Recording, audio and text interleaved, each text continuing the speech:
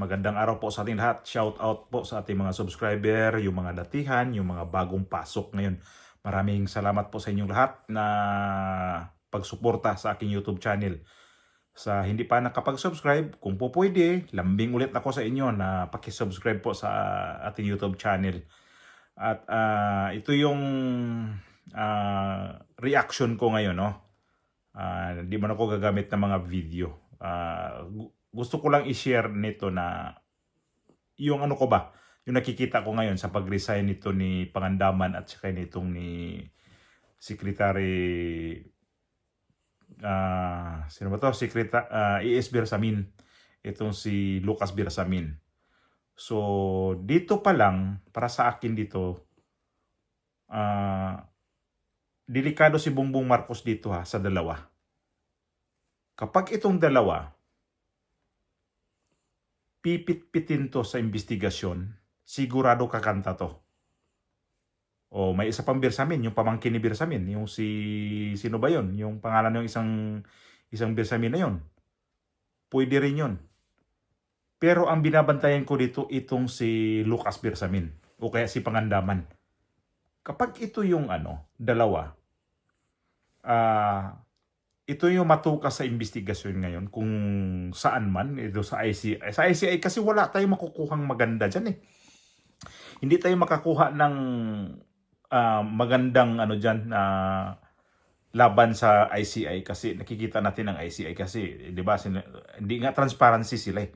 Yan ay ang gusto ngayon ng Iglesia ni Cristo na pati yung investigasyon ng ICI na yan ay transparency kasi di natin alam, baka hokus-pokus lahat yan. So, yung mga na-involve dyan, alam naman natin kung sino na-involve kasi nakikita naman natin sa balita. Kaya lang, sa estilo ba sa kanilang pag-imbestiga kung ano ba talaga. So, pumunta na si Martin Romualdez ng isang beses dyan. Kaya lang di natin alam kung kailan babalik yan. At saka hindi rin natin alam kung anong nangyari noon. Kung paano pag-imbestiga. Pati si Mark Villar. At ito ngayon ang binabantayan ko ditong huli lang. Itong pag-resign nga ni Pangandaman at saka itong si Lucas Bersamin. Kasi involved na nga talaga eh. Yung sinabi ni Gutesa na hanggang Malacanang yung delivery ng basura. So, dalawang Bersamin ang nadyan eh. At alam nadiin din dito itong si Lucas Bersamin na tinanong siya nilaglag to siya ni Bunuan, itong dating DPWH secretary. Kaya lang ito si Bunuan, hindi to ngayon mahagilap kasi lumabas na ng bansa. Hindi natin alam kung babalik ba to kasi nga ang sabi, nagpapagamot ang kanyang asawa, sinamahan sa ibang bansa. Magpa-check up. Ba yan? Tama, magpa-check up yata yon. So, dapat itong si Amina Pangandaman at saka itong si Lucas Bersamin, dapat talaga to bantayan. At ang hindi ko rin alam, hindi ko rin maintindihan itong sa Senate Blue Ribbon Committee, bakit hindi na to pitpitin sa pag-imbestiga, pagtatanong tong dalawa na to? Kasi involved naman talaga tong si Amina Pangandaman dito sa budget nung nakaraang taon. At ito na naman ngayong taon na to, mayroon na namang in-insert na magkano, ilang bilyon. So, noong pumutok to na nagsabay to si Bersamin at saka ito si Pangandaman na nag-resign, di ba in-interview si Claire Castro? Bakit nag-resign? Ang sabi ni Claire Castro, through delicadeza. Kasi na name drop sila. Si Bongbong Marcos na name drop din naman na. Martin Romualdez name drop din kailan sila magre-resign kung ganun? Ibig sabihin, ang may delikadesa, Amina Pangandaman, itong si Lucas Bersamin, at saka itong isang Bersamin, at saka yung pang sa ASEC ng Department of Education. Yun lang yung may mga delikadesa. Samantala yung na-name drop tong si Bongbong Marcos ngayon at saka si Martin Romualdez, hindi sila nag-resign. Hindi hindi natin to pwede na itong pag-resign ni Lucas Bersamin. Ako mismo nakikita ko na mayroon tong twist na malaking twist ito. Mangyayari ito. Kapag ito nagsalita tong ano na to, itong abogado to eh. Paano kung idiin talaga si Bongbong Marcos? Ngayon nga lang yung pasabog ni Amy Marcos patungkol dito sa kanyang kapatid, sa kanyang asawa ni Bongbong Marcos, lahat na mag-anak ni Bongbong Marcos. Dito pala tagilid na si Bongbong Marcos dito. Paano? Ito si Amina Pangandaman at saka itong si Bersamin. Ito yung bumaliktad bigla. Kasi alam ko pipit-pitin ito eh. Kung hindi ito imbestigahan ng husto, di alam na natin na ayaw talaga paabutin itong issue na to ng husto kay Bongbong Marcos. Ay, dumating, umabot na eh. Pero ayaw nilang idikit talaga ng husto. Nakikita naman din natin si Lacson ngayon, panay iwas dito sa kay Pangulong Marcos. Kisyo ginamit lang daw yung pangalan nito ni Bongbong Marcos at mayroon siyang ituturong dalawa. Paano itong dalawang Bersamin ituro niya o kaya sino dito si Pangandaman kung yan ang ituro talaga? Ayun ang talagang gigisahin ni Ping Lacson. Paano kung ano yan? Biglang bumalikwas yan. Tika muna. Si Saldico, nilaglag niya na si itong dalawa. Ito si Martin Romualdez at si Bongbong Marcos. Paano? Kung ito si Bersamin ang kanilang ipatawag diyan sa Senate Blue Ribbon Committee, kung yan ang kakanta na hindi ko naman yan gagawin kung hindi rin alam ng ni Bongbong Marcos yan. Ganito lang, no? Kapag ikaw, isang sekretary, nakakita ka ng kahinahinalang mga mga dokumento, hindi mo naman talaga pipirmahan yan eh. Hindi ka magbigay ng initial dyan eh, para pipirmahan dito sa bus mo. Bitbitin mo yung papel na yan. Ganyan ang trabaho ng mga sekretary o sekretaryo. Bitbitin yung papel na yan, ipapakita sa boss niya. Boss, ito papel. Mayroon ako nakikita kahinahinala. O kaya, depende rin. Kung sabihin ni Bersamin, boss, ito, palusutin ba natin to? Ang daming ang daming pwedeng magiging istorya dyan eh. Pag ikaw ang executive secretary. Pinirmahan ni Bongbong Marcos yung budget itong 2025. Magkano ang budget natin? Ilang trilyon? Imposible lahat yun na nangyari yun na pinirmahan ni Bongbong Marcos kung hindi niya alam.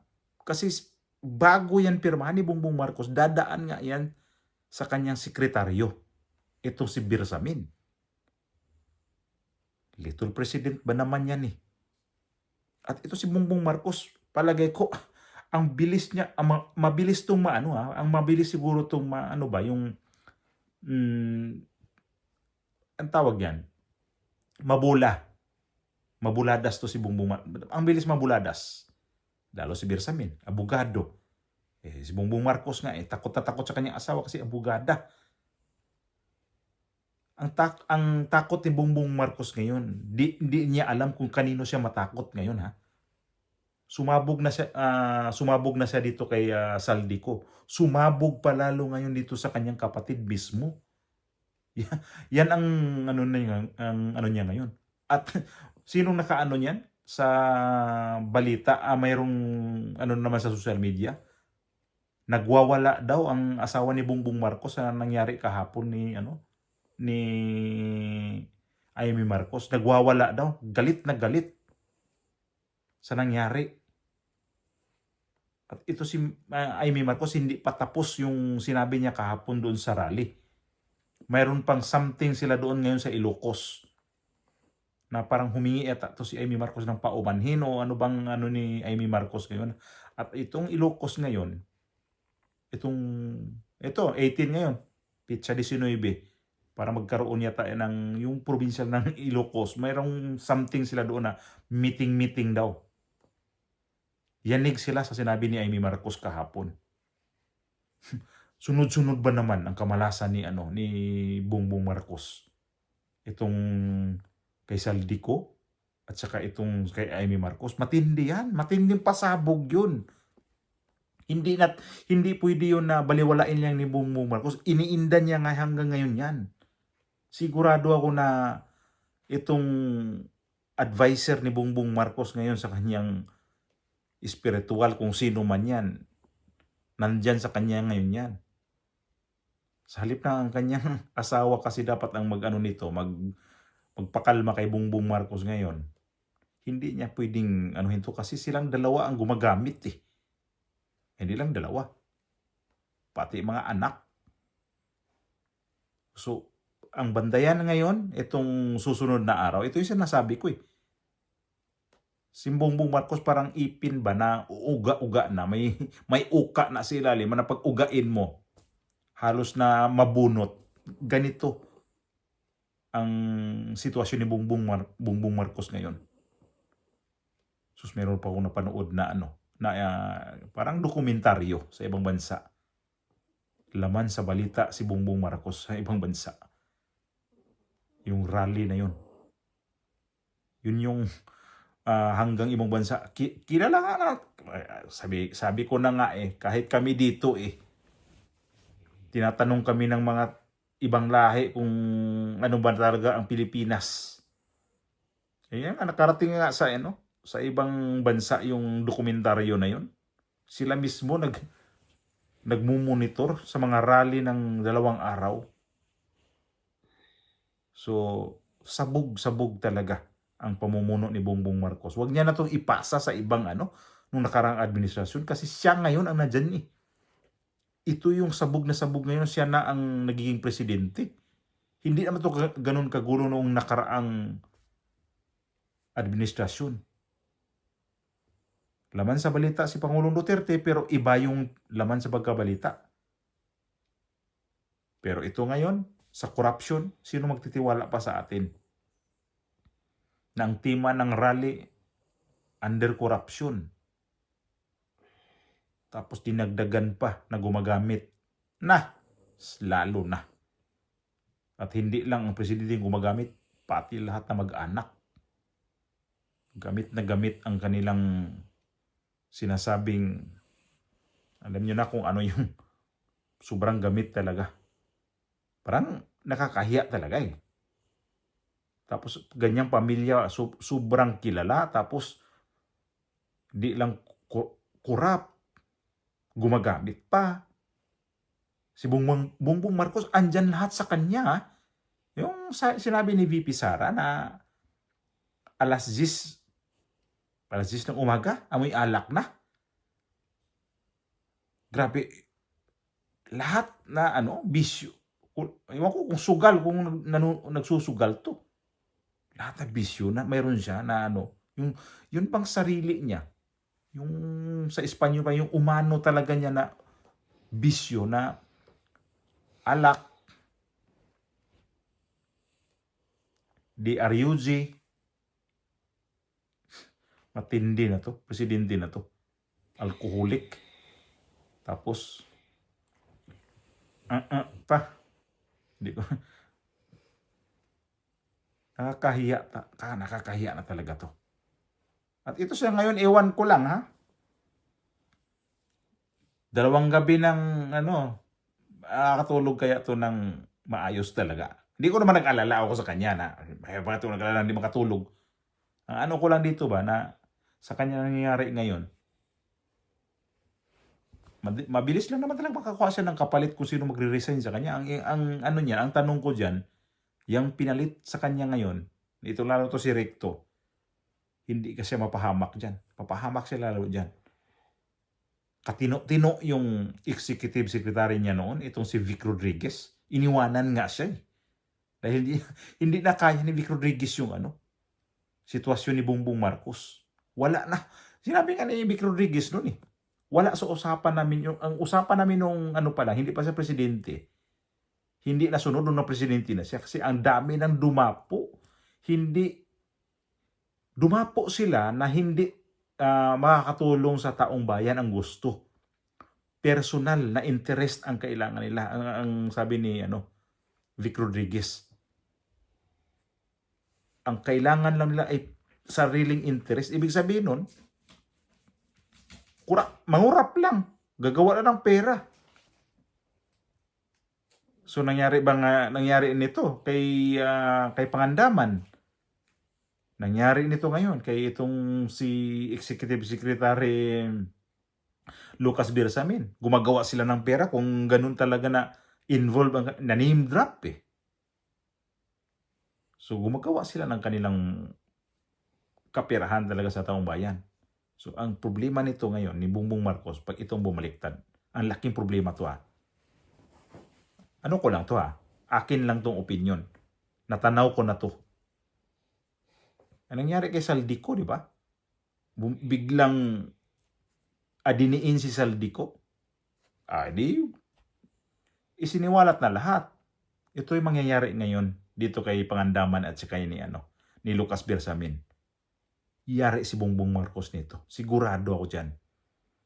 Mukhang aabutin man to si Bongbong Marcos ng 2026. Pero hindi niya matapos, palagay ko. Tingnan natin.